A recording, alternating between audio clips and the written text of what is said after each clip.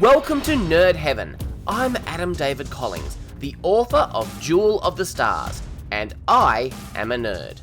This is episode 99 of the podcast. Today, we're talking about the Star Trek Continues episode, Divided We Stand. And if you'd like to check out some of my original science fiction, head over to adamdavidcollins.com/books.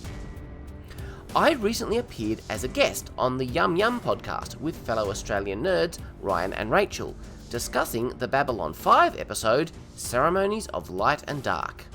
If you love Babylon 5, as well you should, be sure to check out the episode and all the other fun stuff that Ryan and Rachel do at Yum Yum Podcast.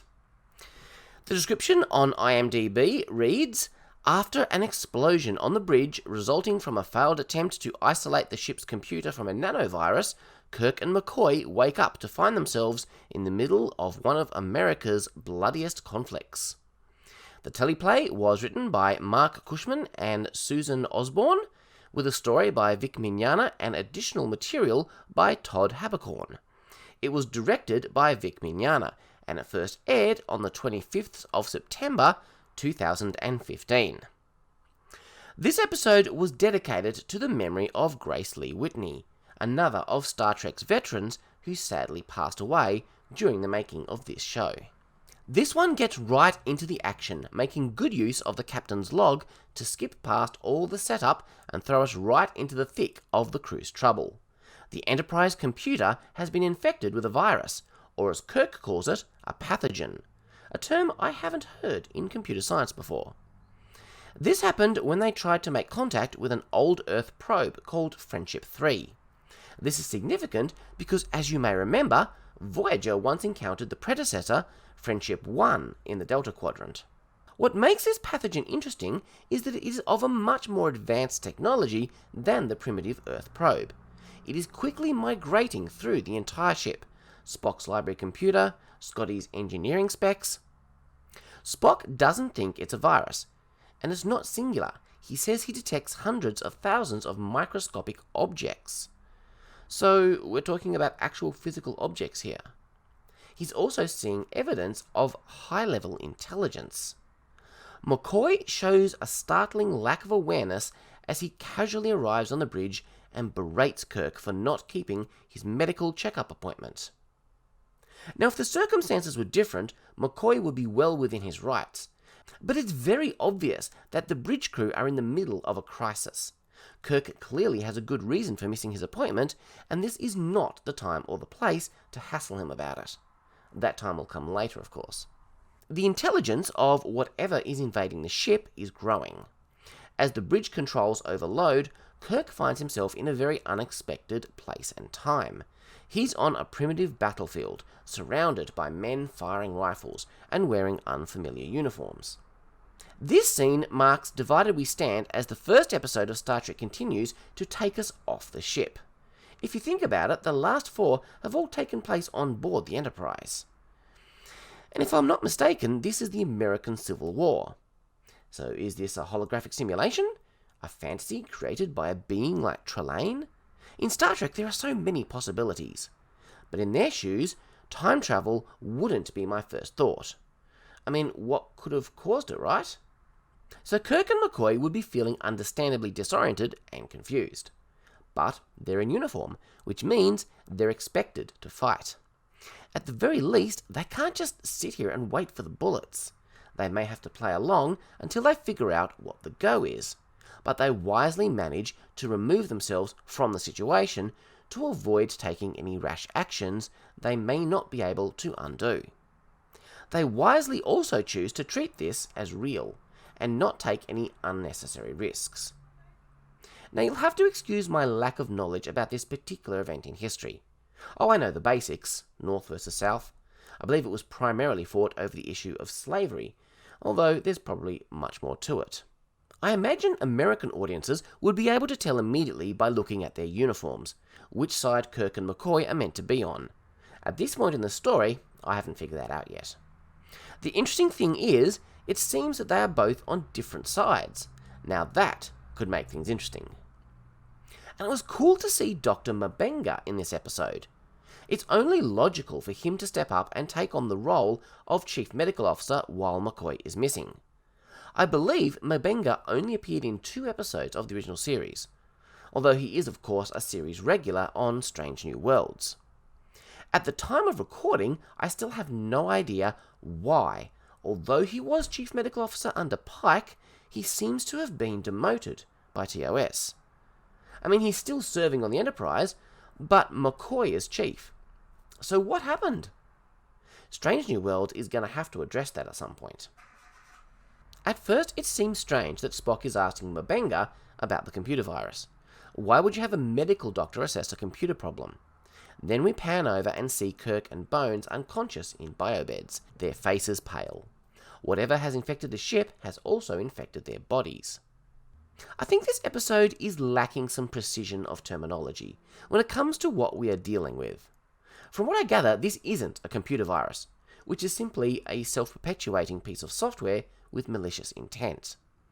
It's some kind of swarm of small physical objects that are interfering with the computer somehow, but also invading Kirk and McCoy's bodies. Mabenga can't prevent the spread of these things in the human bodies. He can only slow it, but in a day or 2, they'll be dead. So from what we can gather so far, despite the episode's description, we're not dealing with time travel here. We're dealing with some kind of mental projection from an alien entity. Kirk refers to McCoy as a southern gentleman, so I gather his uniform is from the south. But then again, McCoy himself is southern, so Kirk could be referring to that. A group of Kirk's team find them. They assume McCoy is Kirk's prisoner, at least until they notice that Bones still has his weapon. The leader of this group is pretty aggressive towards McCoy, but then this is war. He takes Kirk's word for it a little too easily when Kirk pretends to be a famous Kirk from this time, especially given that his uniform has the wrong rank. The leader is shot by a sniper off the other side, and we get verbal confirmation that McCoy's uniform is Confederate, which I believe is the South. Kirk wants to bury the Confederate sniper. The Northerners are hesitant. After all, he's the enemy.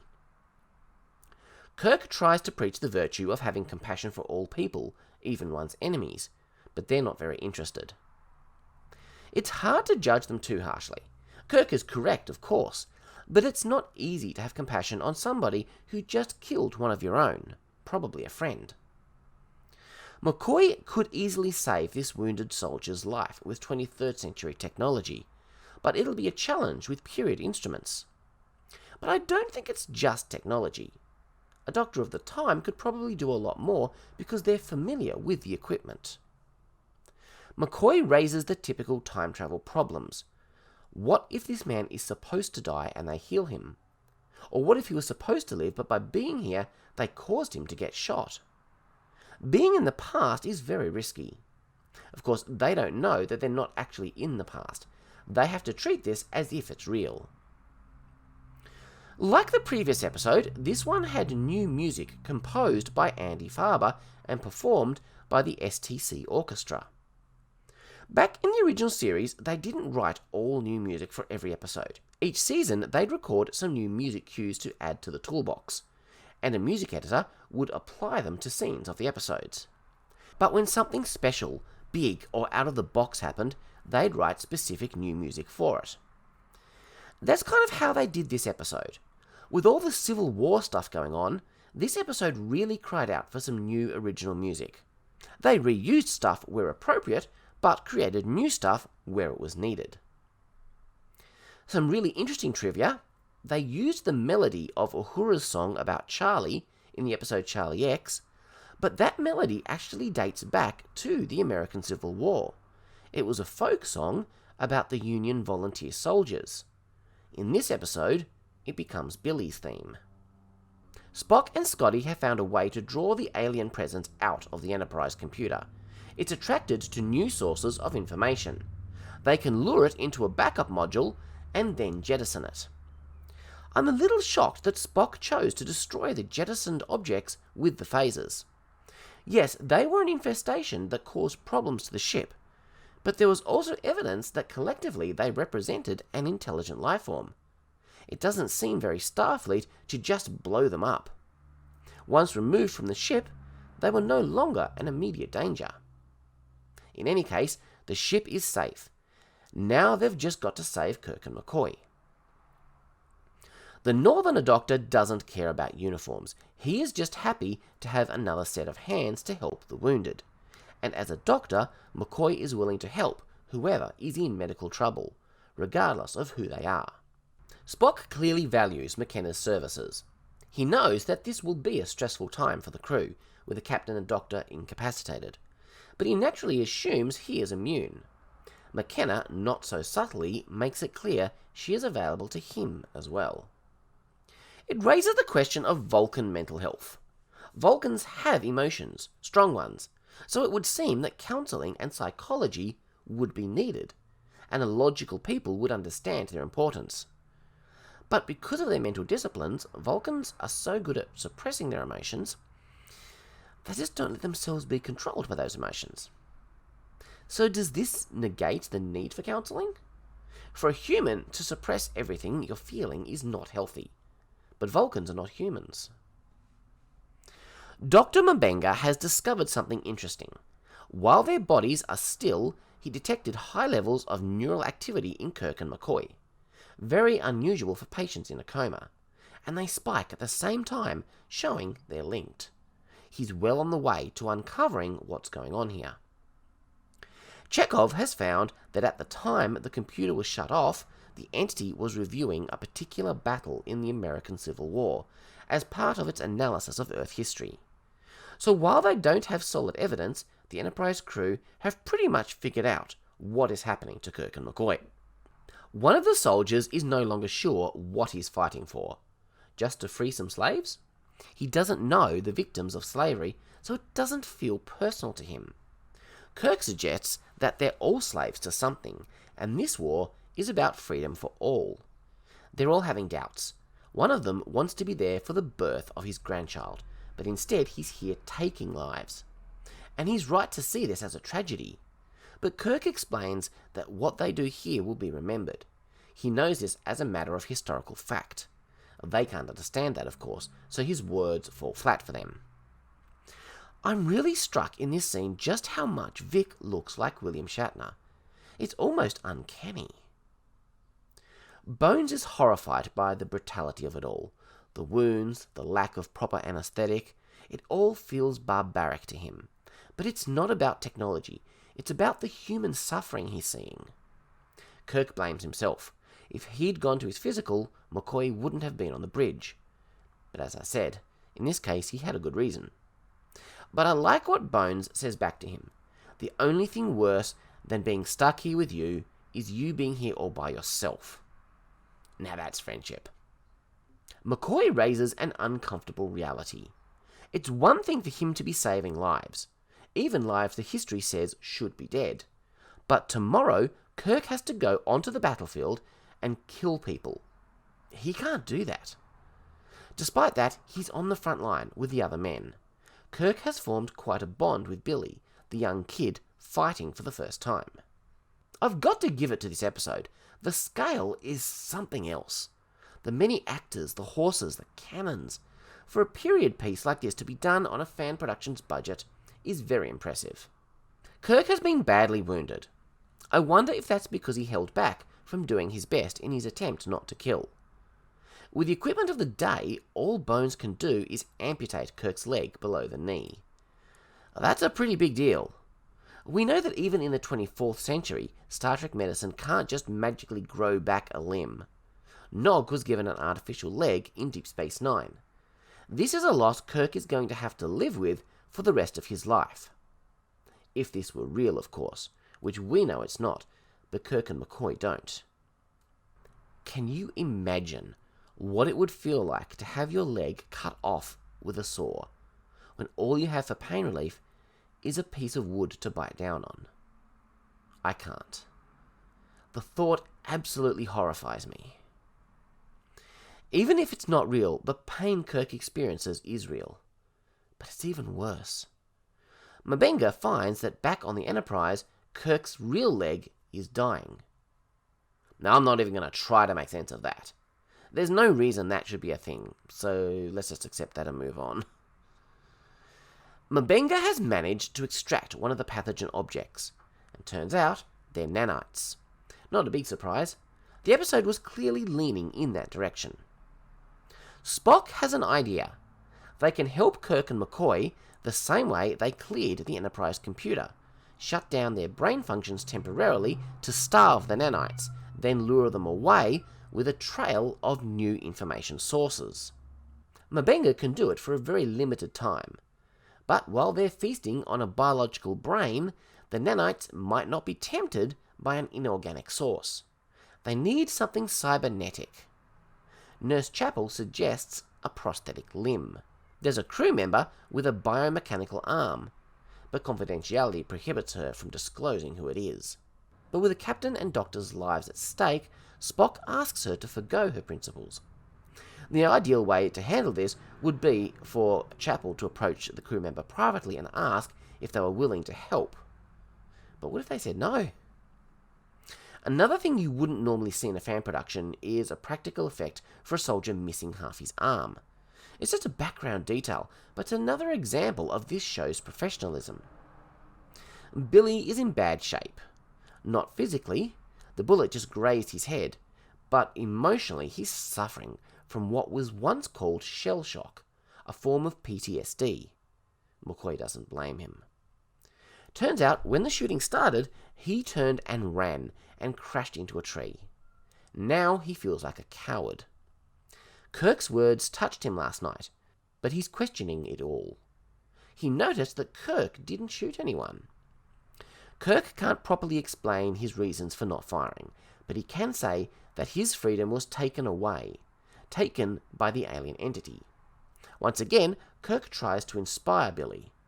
When Spock explains the situation to Lieutenant Drake, he's quick to volunteer his cybernetic arm.